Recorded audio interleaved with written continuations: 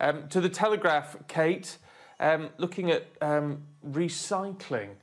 Well, you know, we've had concerns for a lot of time, haven't we, about you put out your recycling, you don't quite know what happens to it, but there's indications that it's gone to landfill once again. This is the 380,000 households that perhaps have had their waste just go directly to landfill as their councils took drastic steps to be able to deal with the heightened amount of waste from households where we were all locked down in our homes and living from home. It doesn't feel like good reading for those who have gone out and diligently recycled. Thanks to Sky News, I'd like to thank you this morning. I've gone through our waste and consumption reports over the past few years here in the UK.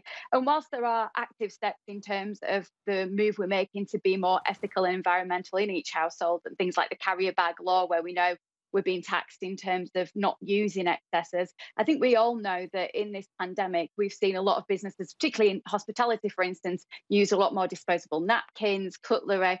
It's complete tipping point between trying to make sure people feel safe and that they're using safety measures to make sure that they can do all they can to keep going as a business. And we're doing as much as we can, focusing on the job at hand. And then we've got this environmental ethical where we were starting to move towards better practices as a country. And it looks like we're going to take a big back step. Which is a real disappointment, isn't it, when people... I mean, I have to say, I've thought about the gloves and the masks and the cutlery and everything else, but, you know, if we do have to use it for hygiene reasons, surely there's a way of getting rid of it in a safe and responsible manner. You know what that demand was like, though, Stephen. You saw the increase of demand for things like masks, for things like the disposable cutlery.